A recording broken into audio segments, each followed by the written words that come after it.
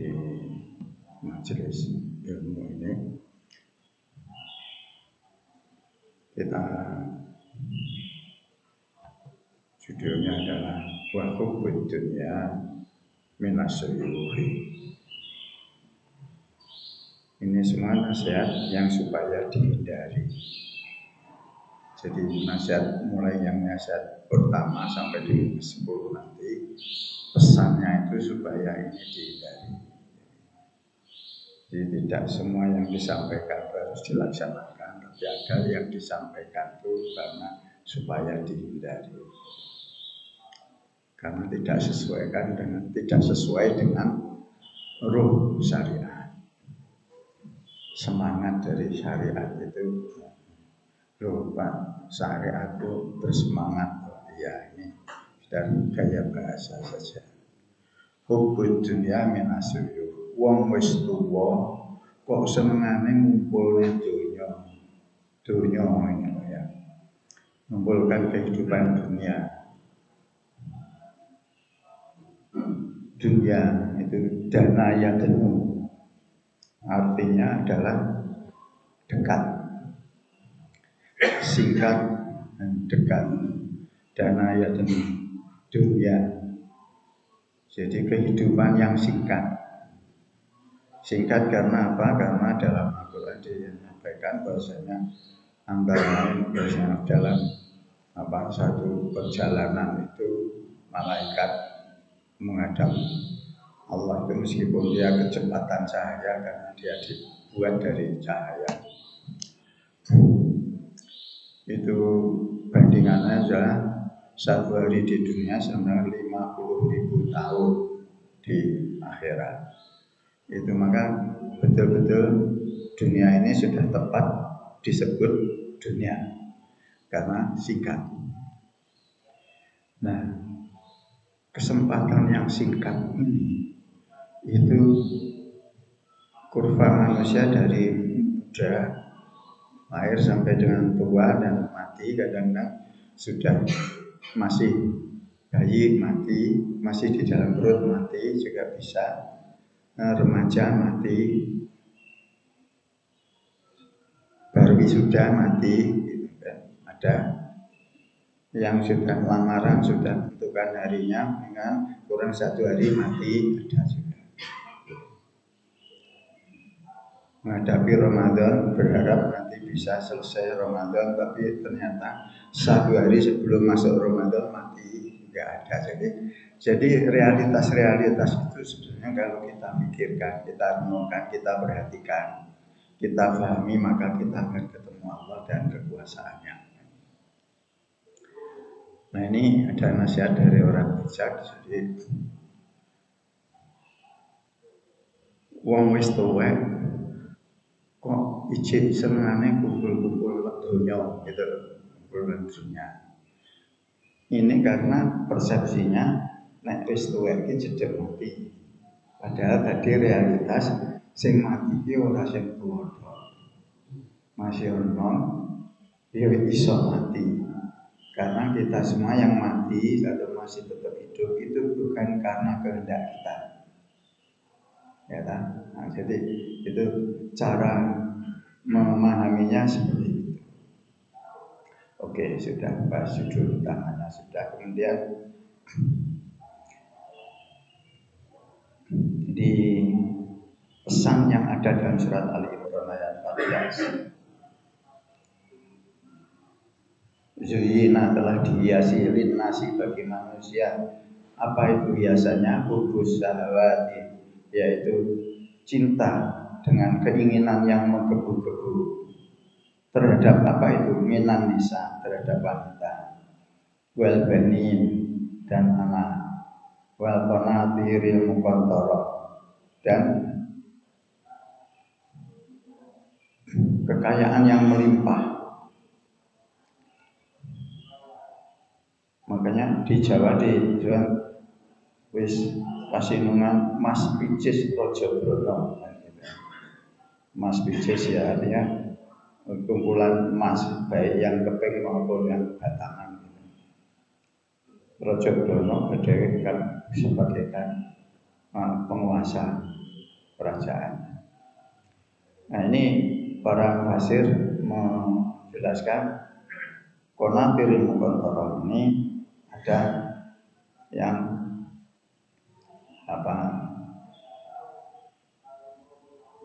kekayaan itu dinilai dengan dikurskan gitu, yaitu sama dengan 1 dinar, 1 keping dinar, mata uang keping logam itu terdiri dari emas 12 karat, itu beratnya adalah 4/4 gram. Nah, kalau dihitung 1 gramnya 2 juta, maka ya sekitar 8 juta. Nek wong wis duwe 8 juta itu termasuk wong wis sugih.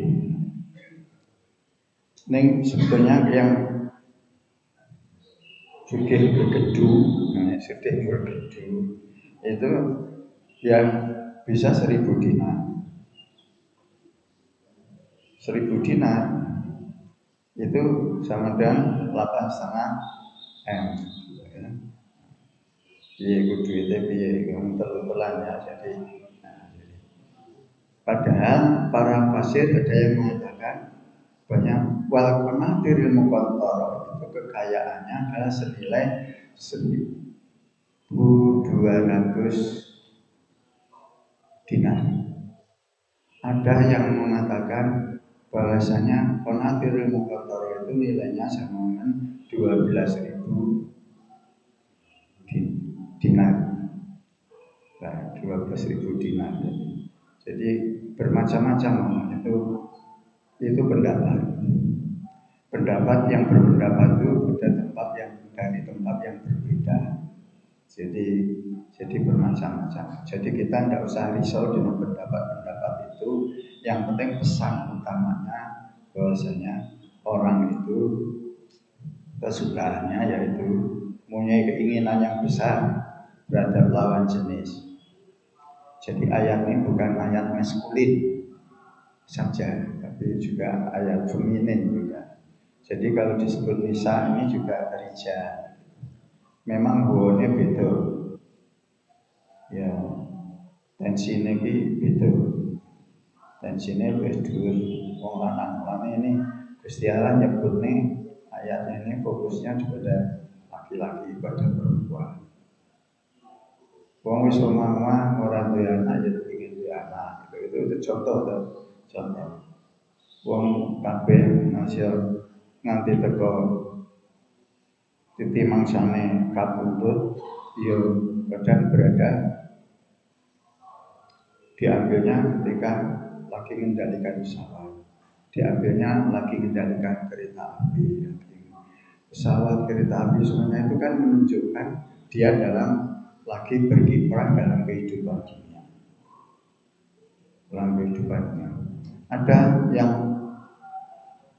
lagi khotbah nanti khotbah nanti Pak, no video ya kan, nah YouTube lagi ngaji mati. Padahal mati itu mantesi. Wayu mati ya ora apa-apa, ganteng mati ya ora apa-apa, elek mati ora bisa elek mati ya ora ono.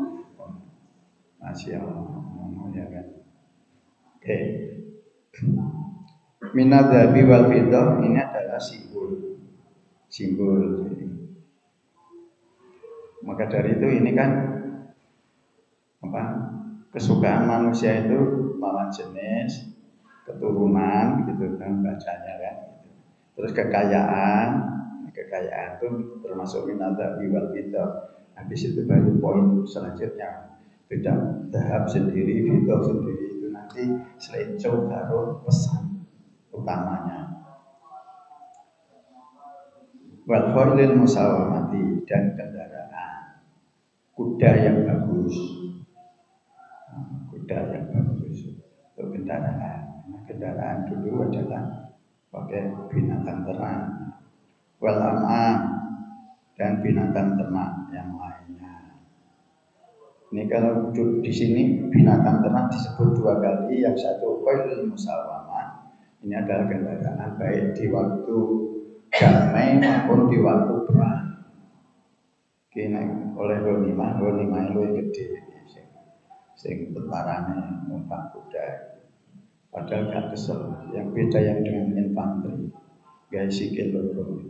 Wal an'am dan binatang ternak. Berarti binatang ternak yang ini adalah yang untuk piaraan, untuk hiburan di rumah. Yang lalu saya sampaikan, biyen budaya Jawa, Pak Nur orang balik bangsa.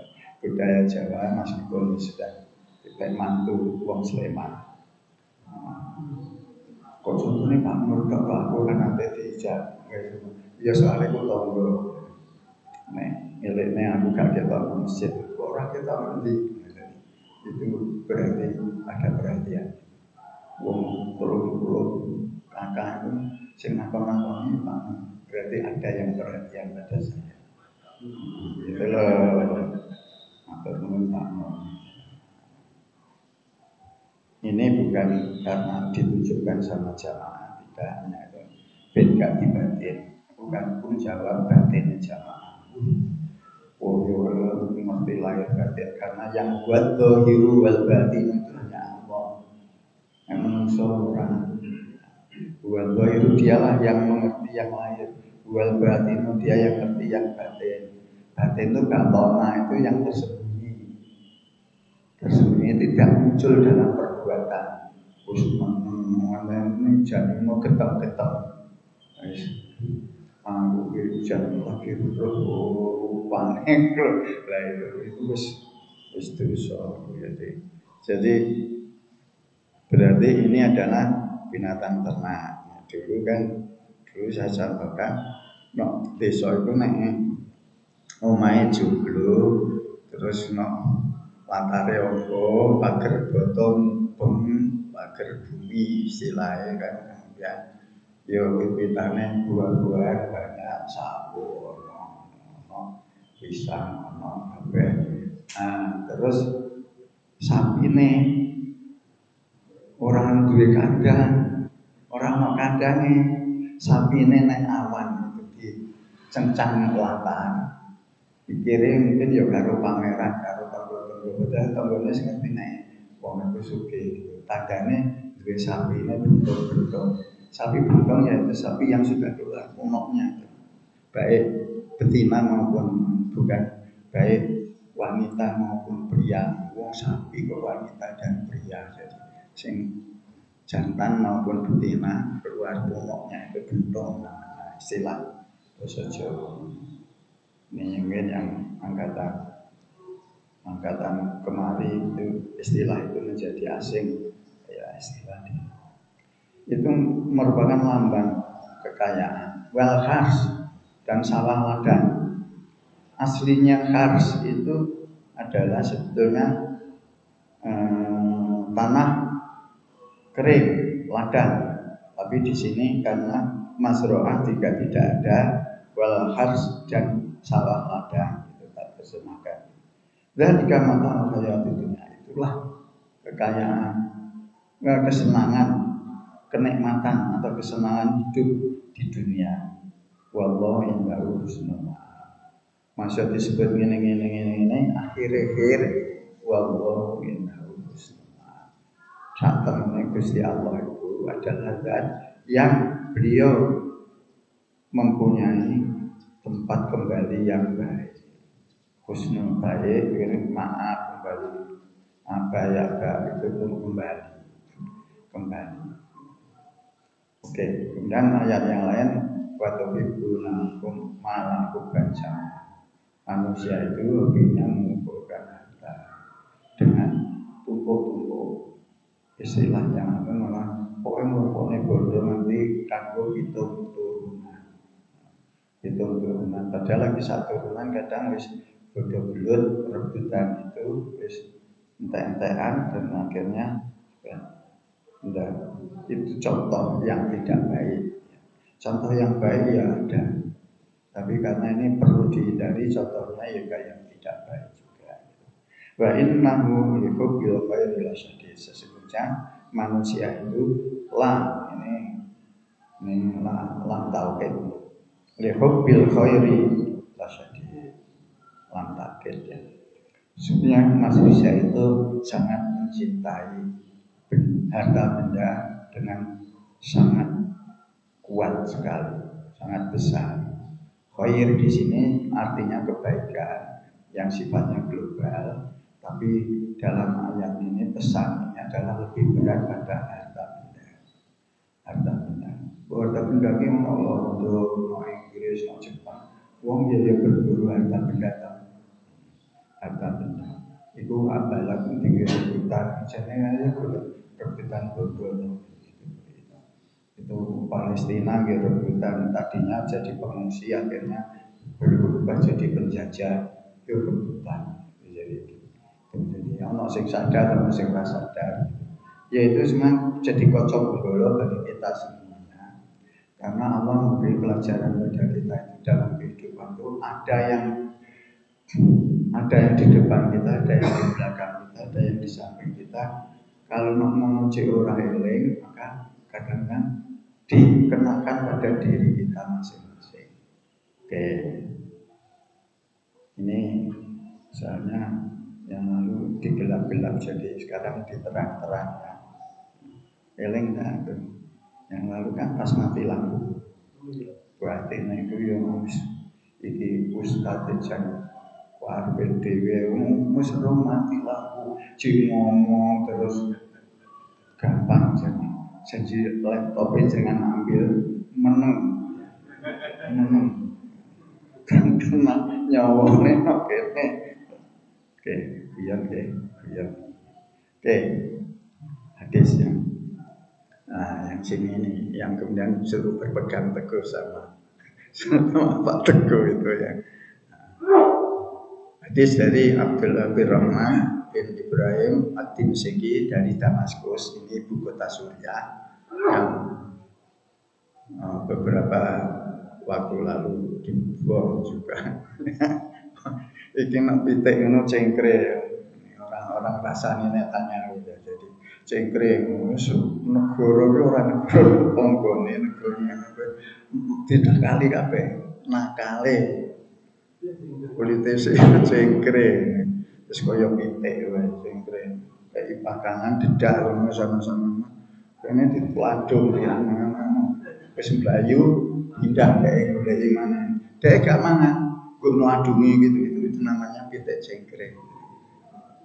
Itu apa di contoh wong biyen cilik gaene ya kan memang tukang ngopeni pitik, tukang ngopeni wedhus, kebo. Jadi nek cerita ngono ki iso detail ya. Detail karena memang lakon. Oke. Dimsyqi itu dari Damaskus. Telah menceritakan Basru bin Bakir dari Bisr. Iki terus nek Jawa jadi Pak Bisri gitu, Pak Bisri. Bisri itu bawa berita gembira. Maksudnya Bisru bin Bakar itu padahal bukan bakaran, itu bukan bakaran. Bakar itu bikar itu adalah perawan. Oke, Basir bin Bakar dan telah menceritakan Ibnu Jabir itu yang berkuasa. Hadatsani Abu Abdissalam, jadi telah menceritakan padaku Abu Abdissalam. Ini bapake Abdissalam. Ini disebut Abu Abdissalam. Abu Fatil gitu ya. Kasih tahu itu kan namanya kan Abu Fatil karena anaknya yang pertama Fatil namanya Abu Fatil. Jadi An Sauban dari Sauban. Sauban itu adalah maulanya Nabi. Maula itu adalah mantan budak yang kemudian diajak kerja di lingkungan rumah tangga, kemudian dimerdekakan. Bersama itu maula. Kalau bagi Bagi Buddha, Maula itu adalah mantan tuan, mantan tuan yang pernah membeli dia dan pernah memerdekakan dia. Maula. Jadi Maula itu berwajah dua, yaitu kadang kalau bagi tuannya yaitu mantan Buddha, kalau bagi Buddhanya itu mantan tuan. Sauban, tapi di sini Sauban bukan dia mantan tuannya Nabi, bukan, ya, tapi mantan Buddhanya Nabi. Qala berkata, qala Rasulullah SAW berkatalah, bersabda Rasulullah SAW, yushikul umamu an tada'a alaikum. Podo gumreget umam, bangsa-bangsa, ini dimaksudkan minal kafirin wal munafikin. Kalau kita lihat di tafsirnya, ini dimaksudkan al-umam itu bangsa-bangsa. Bangsa-bangsa itu sok podo gumreget rebutan kowe kabeh, sira kabeh gitu. Kamu semua. Nah, umam itu siapa? Umam itu adalah musyrikin wal munafikin. Itu masih mereka berbangga-bangga dengan dunianya. Engkau di event-event tertentu umat Islam direbutan.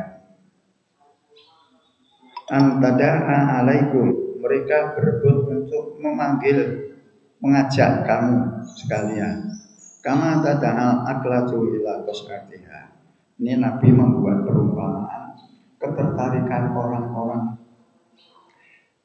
munafik dan kafir terhadap orang-orang Islam itu bagaikan nih ketertarikan orang yang memanggil makan dengan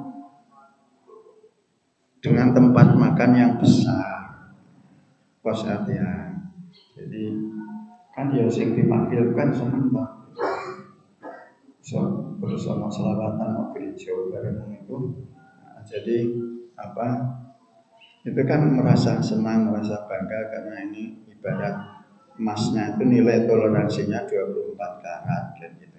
Itu semuanya kan fenomena-fenomena yang bisa kita lihat, bisa kita dengar, bisa kita pikirkan, kita cerna, kita itu kemudian kita ukur dengan ketentuan Allah dan Rasulnya bagaimana, gitu ya.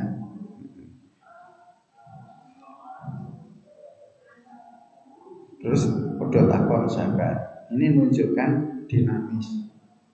Jadi kelompoknya Nabi, jamaahnya Nabi itu oleh takon, oleh orang dilarang. Takon. Qailun, maka disembunyikan. Ini etikanya pemberitaan itu, ini pakai namanya tersembunyi. Waqala qailun, maka bertanyalah orang yang bertanya. Wa min qillatin nahnu yauma idzin, kok umat Islam direbutan karo wong munafikin, karo wong musyrikin apa wong kafirin. Apakah umat Islam tinggal sedikit? Dijawab oleh Nabi, qala bal antum yauma idzin katsir. Orang antum semua ketika itu nanti banyak. Tuh Nabi ini kaya dukun ya Pak. Kaya dukun. Lah uji arep sing teko Mekah kok sudah ditahu. Ya itu semuanya kan di wakset sapa wahyu kan. Bal antum yauma idzin katsir. Tapi nanti keadaannya ketika itu adalah banyak. Umat Islam sekarang berapa miliar?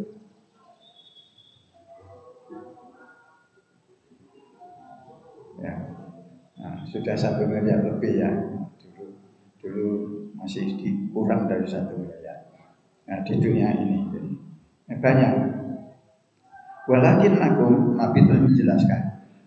Tetapi banyaknya kamu itu kayak bui. Walakin aku usaun. Tapi kamu beradaannya adalah seperti bui. Kalau usaha Israel diperdalam lagi, koyo bui di sungai itu, di air. Airnya muter untuk melok muter. Airnya belayu untuk melok belayu. Itu kalau jangan perhatikan. Bui itu mengikuti arus air. dia.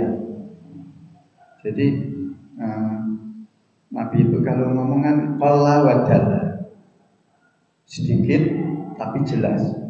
Qalla sedikit, wadalla dan jelas. Sedikit dan jelas. Kalau usaha saya seperti untuk terus piye dalam kenyataan? Dalam kenyataan walayam zi'annallahu, Allah mencabut min suduri aduwikum,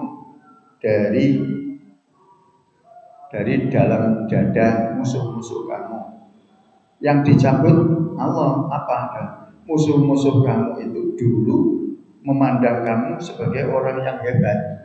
Al-mahabata minkum, kehebatan yang ada pada kamu ini dicabut dari dada musuh-musuh kamu. Jadi musuh-musuh Islam wis ora kagum, wis ora wedi karo wong Islam. Ini keadaannya itu. Dan ini jangan tinggal mikir, cari data, realitas, kemudian dibandingkan dengan berita ini kan gitu.